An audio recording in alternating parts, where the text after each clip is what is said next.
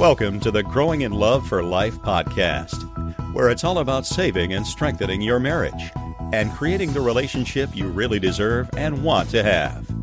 And now, from growinginloveforlife.com, relationship and marriage coach and best-selling author, your host, Naden.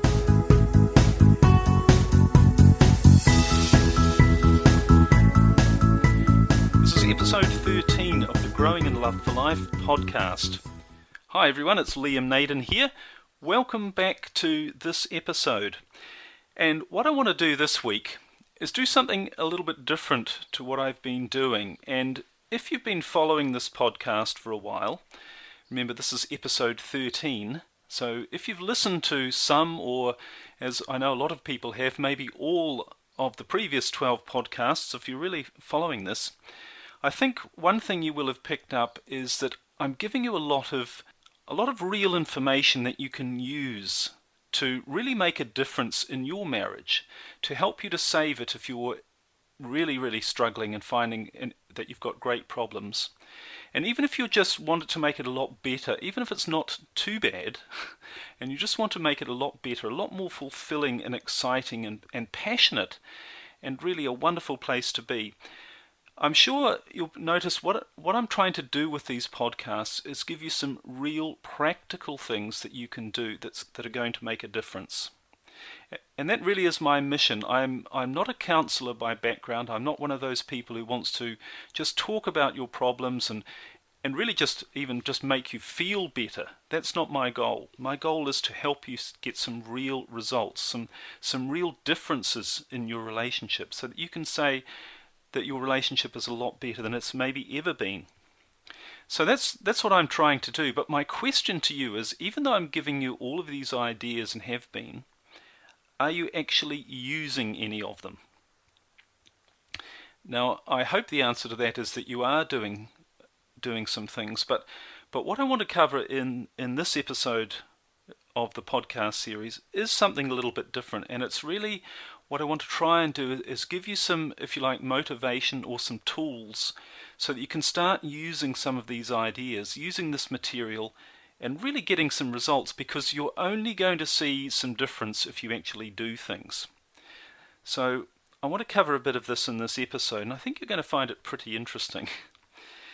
So anyway, if you want to save your marriage, if your spouse is leaving, or if things just aren't the way you want them to be, if you want to create a great relationship, there are really only two things you need to do, or there are only two things that you need. The first is you need the right information. So you need to know what is the right thing to do. What is the things that are going to make the difference and going to get you the result that you want in your situation. So that's the first thing, because if you've got the wrong information, then obviously you're not going to get a result. Not going to get the right result. So you need to know the right things to do. And the second thing that you need is that you simply need to do the right things. You need to take some action. And this is where a lot of people fall down. But let's look at these two things in detail. The right information. Well, where do you get the right information? Well, I'd like to think, and I know for certain, I'm convinced that what I can offer you and what I've been offering you in these podcasts is the right information. And I don't say that lightly. I say it because I know that it actually works from practical experience, from my own experience, and from my experience in helping other people. I know these things really do work. And again, if you've listened to them, you'll see they're very different to counseling. And often they seem quite counterintuitive, the ideas that I'm presenting, but they really do work. And I just want to give you a very quick background into how I've developed these ideas and developed this information and where I've got it from, so that you'll have a bit more confidence that if you haven't tried them already, to know that they actually do work. Now, I've personally have always had a passion for success and to really be the best person that I can be. That's pretty much my philosophy, not only in my relationship, but in every area of my life. And I've spent a lot of my life looking at some of the great teachers, if you like, in different areas and thinking, what can I learn from them? What can I apply to my life, and what's going to make a difference? And people in particular who've helped me in all sorts of areas of my life are people like John DeMartini. You might have heard of him. He has a program called the Breakthrough Experience, which is very powerful. And in fact, a lot of the things I talk about in terms of how relationships are put together, he talks about those things as well. I've read a lot of books, and one person I've done a lot of work with in the past, if you like, is the very well-known motivator and personal development and high performance expert Anthony Robbins. I'm pretty sure you would have heard of him. He's really famous. But the thing I like about Tony Robbins is that he's very committed to finding out in all of the areas of your life what actually works to give you the best possible result that you can have. And I've done lots of seminars with Tony Robbins, and I've read his books and done all his materials, and I found that a lot of his stuff is very, very good. Now, when it comes to relationships, the other thing I've had the benefit of is a lot of failure.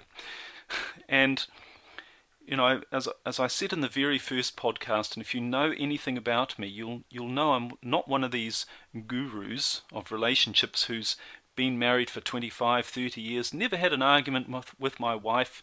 Things have been absolutely blissful, and it's absolutely perfect. No, quite the opposite. In fact, I've had more failed relationships, really, than I have had successful ones. But the interesting thing is, when you think about that, is if you talk to any really successful person, and I'm not claiming to be a really successful person, but in the area of relationships, I'm proud to say I feel that I am a successful person now because I have an amazing relationship myself.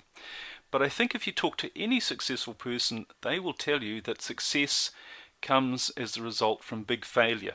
In other words, learning through experience. And I'm really proud of the fact that that's actually what I've done. And I've had some very painful relationships, and I've lost everything that I've owned more than once, and had huge emotional turmoil through being in the wrong relationship. But that's given me a unique perspective, and particularly with the things that I've learned from people like Tony Robbins and other personal development and high performance and relationship people, is I've learned what really works and what doesn't work on a practical level. And that's why everything I'm sharing with you is very practical. It's not about theory, and it's not about just uncovering why things are happening the way they are, because that's useful to a degree. But what you want to know is what to do. That's the absolute key. So as I say, I've learned through trial and error what really creates a great relationship, and what to fix, or how to fix things when they're going wrong in a relationship as well. And that's one of the critical areas I share with people, and I have a passion for wanting to help people with, is to identify the right things to do and just to do them. And I have tried counselling. I've done lots of counselling for my own relationships, and I can see that approach, my view is that it's not really that effective. It hasn't been for me, and it hasn't been for a lot of people that I've talked to. But some of the things I've learnt through trial and error and through practical application are, how do you make someone feel really loved on a really emotional level, not just you telling them that you love them and them saying they don't feel loved by you. How do you make them feel really loved? And how do you communicate properly and deeply with somebody about how you really feel, and find out how they really feel? And those things are keys to a successful relationship and a really happy relationship, because what they do is create deep intimacy and trust, which is absolutely what you need. So anyway, I'm convinced that this information, if you use it, will really make a big difference in your relationship as well. So I'm pretty confident about it. And in my podcasts and in my books that I've written, and in my Save Your Marriage program that I do coaching with people one-on-one with, all those things have a lot of information that I know really works. So I'm here to tell you I think it does work. So the next question you've got to ask is really, or the next thing you need to do is actually just do some of these things. And that comes back to the question I asked right at the beginning. Are you doing any of these things? And I'm not trying to give you a hard time here. I'm just really trying to encourage you and to say that the difference is going to be made in what you do. Because knowing and doing something are poles apart. They're completely different things. There's a huge gap between knowing something and actually doing it. And what I want to do for the rest of this podcast is to give you some ideas, and I've got a step-by-step process right at the end, which I found is very, very powerful, that will help you to actually do some of these things, to get motivated, if you like, to take action, and then to see some results. And it's not as difficult as you might think, but what I see so much of, and it's not just in the area of relationships, but it could be in the area of health or people's career or business. People know what to do, but they don't do it. They never get around to just taking that first step. And we'll cover why that is in a moment. But that's my goal for you, is to give you a few ideas here so that you can start taking some action and getting the results that you really want to have, that great relationship you want to have, the healed relationship you want to have. Okay, so what's the key to doing? What's the key to taking action? And I think the real key is to make a commitment. And the problem is most people aren't committed. And they're not just committed to saving their marriage or to making their relationship great. They're not really committed to anything in particular. And that's why I think we've created this whole society where there's lots of feel-good going on, but there's not a lot of action. There's not a lot of people actually stepping up and doing anything. And I don't want that for you. I don't want to just make you feel good and feel that there's hope. I want you to see some real results.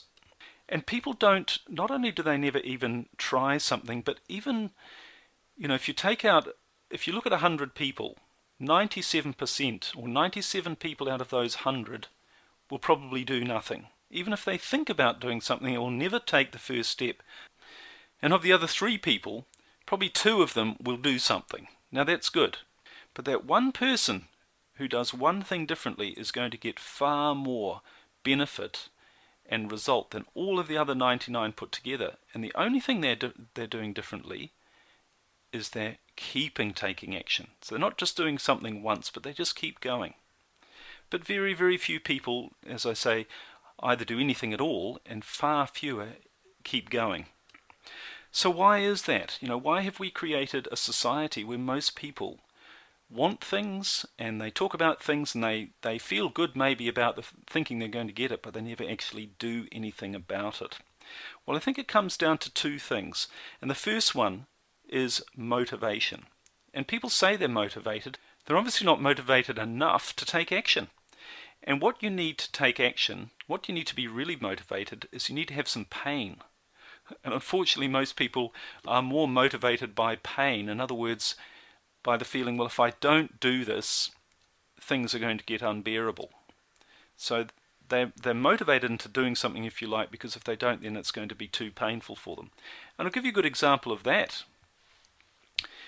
I can guarantee you that if you were a heavy smoker, say you smoked a packet of cigarettes a day, and you were wheeled off to the hospital, and the doctor said, right, I'm going to have to operate on your heart. You need a triple bypass heart operation because of your smoking, but you need to give up smoking straight away. I guarantee you will give up smoking straight away.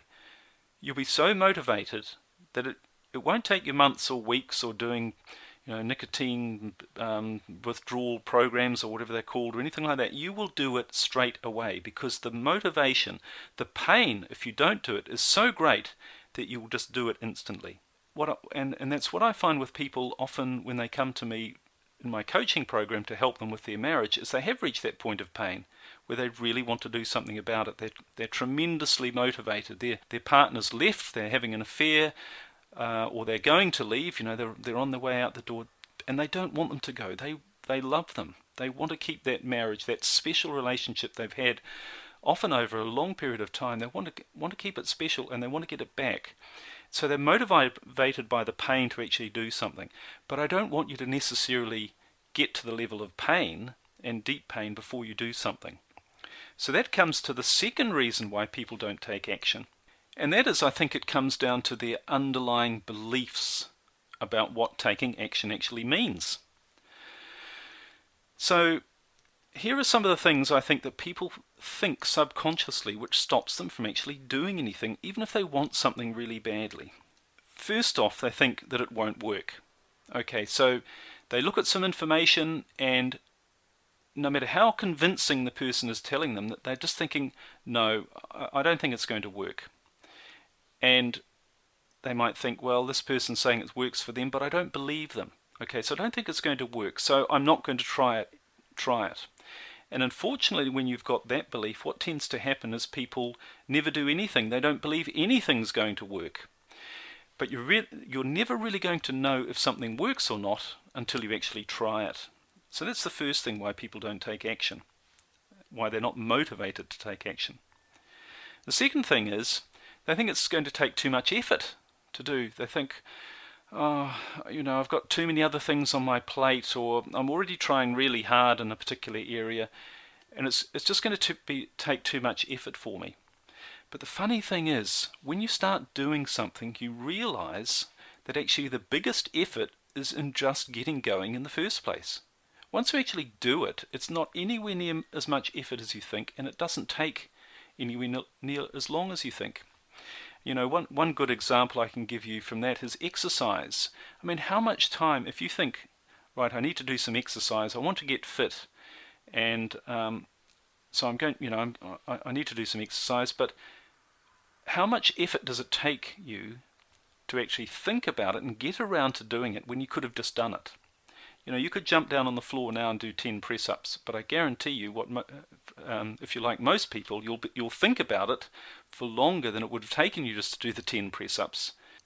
So that's the thing. People think it's too much effort, whereas actually the real effort is just getting on and doing it. Once you're doing it, it's not much effort at all. And the third thing that stops people from really taking any action is they think it's going to take too long. And I heard a very powerful quote which I think is so true, and I think it came from Tony Robbins when he said, most people overestimate what they can achieve in a year and underestimate what they can achieve in a decade. And the thing is that in 5 years' time or 10 years' time, you're going to be somewhere. It doesn't matter what you've done in the meantime, you're going to be somewhere. So why not start taking action so that where you end up, even if it takes 5 or 10 years, is still going to be in a much better place than if you hadn't done anything at all. So nothing takes too long at all because you're going to end up somewhere. I hope that makes sense.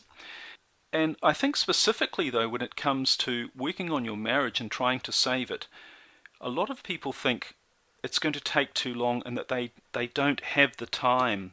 In other words, if they think, well, if my wife, she's walking out the door right now, I can't commit to 30 days or 2 years or anything. She's going right now. I need something that's going to fix this right now. And there's a couple of things about that. Firstly, you realistically can't expect to fix something that has possibly taken years to break down. Now, if you've been married for 10 years and 8 of those years weren't too good and things just got worse and worse, how can you fix that in a day or in a week? And I know there are plenty of things out there on the internet that promise you they'll fix things instantly, save your marriage tonight or in a week or whatever. But really think about that. Realistically speaking, why would you expect that you could repair something that's taken years to break down? How can you expect to turn around and fix it completely, instantly? So that expectation that people want a quick fix, I mean, that's really what society is filled with now. It's all about quick fixes, isn't it? Because we're promised quick fixes, but they don't actually work, particularly for things that have taken a long time to develop in the wrong direction. And just that thing about getting in a panic over needing to fix your relationship now. You don't need to fix it now. If your spouse is leaving you or has left you, you can get them back even if it takes 5 years if you're committed to. Even if they end up with somebody else, you can still get them back if you're really committed to doing that. So nothing is fatal when it comes to a relationship. I've seen it happen and I know it's true. It doesn't need to be fatal. You don't think it's only you giving up on it that is going to make it fatal. So if you're thinking, trying to fix your marriage is doing anything is going to take too long, don't get involved in that negative thinking, because even if it takes a while, and it's probably, if you've got the right information, going to take you a lot less time than you expect, But even if it does take you a little while, isn't it going to be worth it? If you knew you were going to get there, even if it took you a little bit longer than you wanted, if you knew you were going to get there, wouldn't you do something to make sure you got there? I'm sure you would. Okay, so if you really want to save your marriage, if you really want to strengthen it and make it a wonderful place to be, which in my opinion is the only way to live your life, is in a great relationship, because it adds so much richness to your life, doesn't it? So if you really want to create a relationship like that, and if you want to save the relationship you've got, this is what I suggest you do. And it's, if you like, a 6-step process, and you can actually apply this to any area of your life that you want to achieve something and be the best person you can be, or just achieve a goal. But this is particularly applicable to all the information I've been sharing with you, and hopefully will continue to share with you, and applicable to saving and strengthening your marriage as well. So these are the six things I suggest you do. First off is have a clear goal. Number one, decide what you want. Okay, so if you want to save your marriage, be clear on that. Yes, I want to save my marriage. I want to have the fantastic relationship we used to have. And if your marriage is really rocky, but not necessarily at the point of falling apart, you might say the goal, I want to have us really being close and intimate and happy and sharing fun times and really doing things together and being able to be trusting and loving, and I want to be able to share my innermost thoughts with my spouse and them support me in what I'm doing and me support them in what they're doing.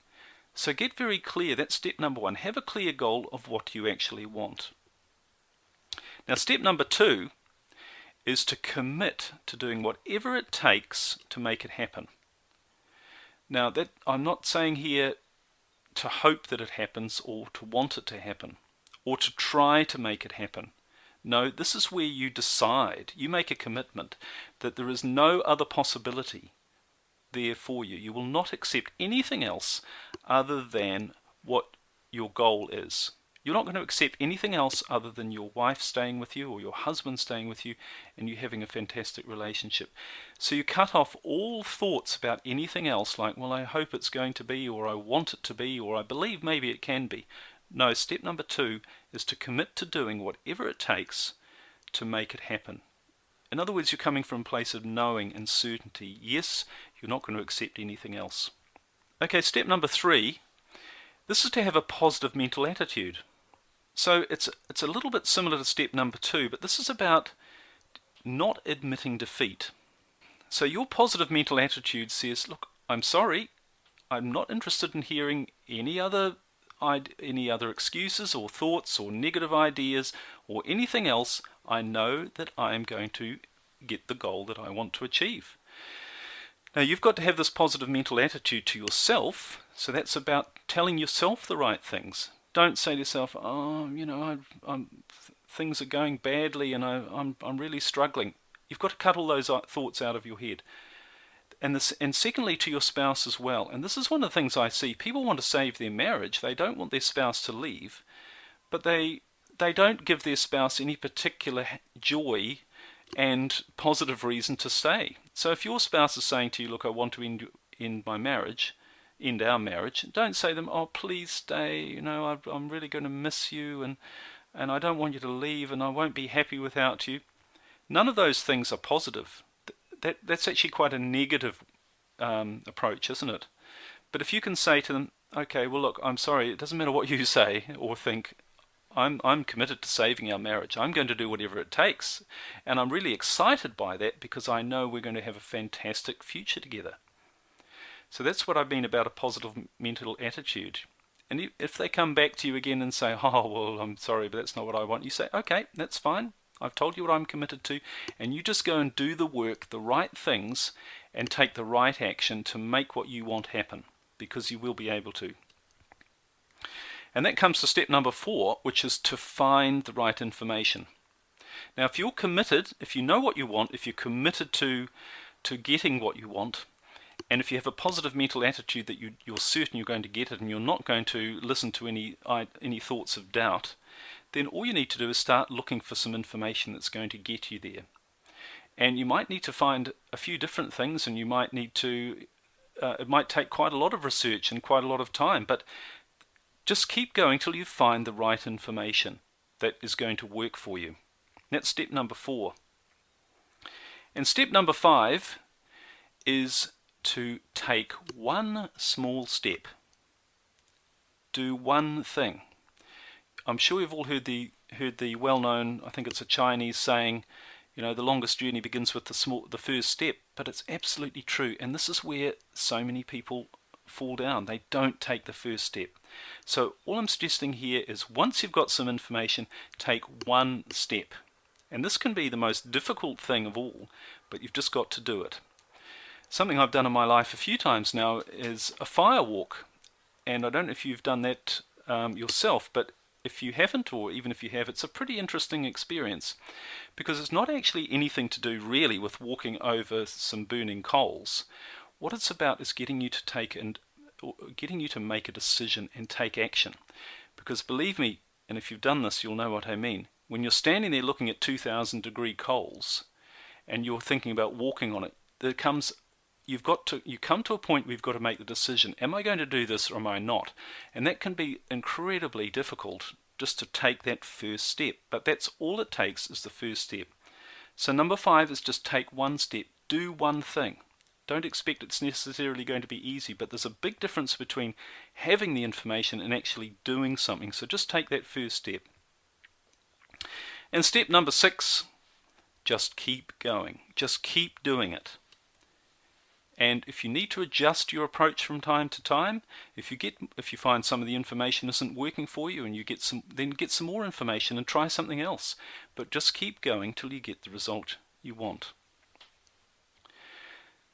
And really that's it. And if you do those 6 things, I'm sure that you can transform your marriage, which is why you're listening to this.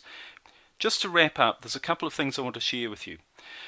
First of all, Winston Churchill, the Prime Minister of England, or the UK, in 1941 he spoke to a school, Harrow School in England, and he gave a speech.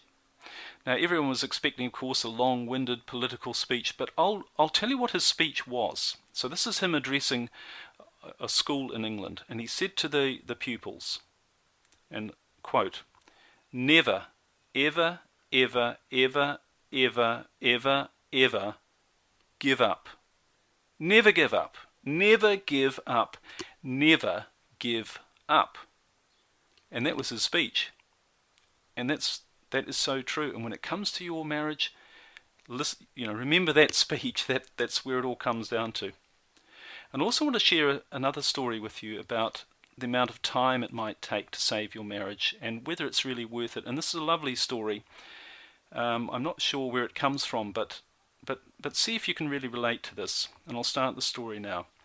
I got home one night, and as my wife served dinner, I held her hand and said, "I want a divorce." She didn't seem to be annoyed by my words. Instead, she softly asked me why. I avoided the question, and this made her angry. She threw down the chopsticks and shouted, "You are not a man." Well, we didn't talk to each other that night. She was weeping. I knew she wanted to find out what had happened to our marriage, but I could hardly give her a satisfactory answer.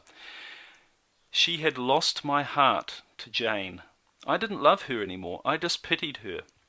And Jane is obviously the man's mistress. With a deep sense of guilt, I drafted a divorce agreement stating that she could keep the house, the car, and a 30% share of my company. She glanced at it and tore it to pieces. The woman who had spent 10 years of her life with me had become a stranger. I felt sorry for her wasted time, resources, and energy, but I could not take back what I had said. She finally cried loudly in front of me, which is what I had expected to see in the first place, and the idea of divorce felt more real now. Well, I got home very late from work the next day and found her writing something at the table. I didn't have dinner, I just went straight to bed and fell asleep. In the morning she presented her divorce conditions. She didn't want anything from me, but she requested that for the next month we both struggle to live as normal a life as possible. Her reasons were simple. Our son had his exams in a month, and she didn't want to disrupt him with a broken marriage. She also asked me to recall how I had carried her into our bridal room on our wedding day, and had requested that I now carry her out of our bedroom to the front door every morning for the month's duration. I thought she was going crazy, but to make our last days together bearable, I accepted her odd request. We were both pretty clumsy about it when I carried her out on the first day, but our son was joyfully clapping his hands behind her, singing, "Daddy is holding Mummy in his arms." His words triggered a sense of pain in me. I carried her from the bedroom to the living room and then to the door. She closed her eyes and softly said, "Don't tell our son about the divorce." I nodded and put her down outside the door. We weren't as clumsy on the second day. She leaned on my chest and I could smell the fragrance of her blouse. I realized that I hadn't really looked at this woman for a long time. She was not young anymore. There were fine wrinkles on her face and her hair was greying. Our marriage had taken its toll on her. For a minute I wondered what I had done to her. On the fourth day, when I lifted her up, I felt a sense of intimacy returning. This was the woman who'd given 10 years of her life to me. On the fifth and sixth day, I realized that our sense of intimacy was growing again. It became easier to carry her as the months slipped by, and I suddenly realized that she was getting very thin. One morning it hit me, how she was bearing so much pain and bitterness in her heart, and without really thinking about it, I reached out and touched her head. Our son came in at that moment and said, "Dad, it's time to carry Mum out." To him, seeing his father carry his mother out had become an essential part of every morning. My wife gestured to our son to come closer, and hugged him tightly. I turned my face away because I was afraid I might start changing my mind. I carried her in my arms and her hand naturally wrapped around my neck. I held her body tightly, just like on our wedding day. On the last day, when I held her in my arms, I could hardly move a step. I knew what I had to do. I drove to Jane's place, walked upstairs and said, "I'm sorry, Jane, but I do not want my divorce anymore with my wife." It all became very clear to me. I had carried my wife into our home on our wedding day, and I am to hold her until death do us part. I bought a bouquet of flowers for my wife on my way home, and when the salesgirl asked me what to write on the card, I smiled and said, "I'll carry you out every morning until death do us part." Well, I got home, flowers in my hand and a big smile on my face. But my wife had died in her sleep while I was away. It turns out she'd been fighting cancer for a few months now, but I was too busy with Jane to even notice. She knew that she would die soon, but wanted to save me from a negative reaction from our son, in case we pushed through with the divorce. In the eyes of our son, at least, I would still appear to have been a loving husband. I carried her out for the last time. The small details of our lives that I initially thought were boring and unimportant are what really matters in a relationship. Not the mansion, the car, personal property, or the money in the bank. These things may create an environment conducive for happiness, but they cannot provide happiness in and of themselves. So find the time to be your lover's friend, and to do those little things for each other that build intimacy. Many people do not realize how close they are to success when they give up. Powerful story. And that's my wish for you. Don't give up. Think of how special your spouse is to you. Think of the special times you've had in the past. What a beautiful person they are. Take action. Do whatever it takes to create the incredible relationship you really want to have. You can create extraordinary passion and intimacy if you do the right things, and if you actually do them, if you take some action. So that's my real wish for you. Do what it takes. Take action and keep going until you get there. And remember, I'm here if you'd like me to help you personally. I have my Save Your Marriage program, which you can find details of on my website at liamnaden.com. You can also get my free report, The 5 Keys to Saving Your Marriage Now, which is at growinginloveforlife.com. So use some of these tools, use some of these resources, and do something and create that wonderful marriage that you really want and deserve to have. So that's all for now. Thanks for listening. We'll talk to you next time. Bye for now.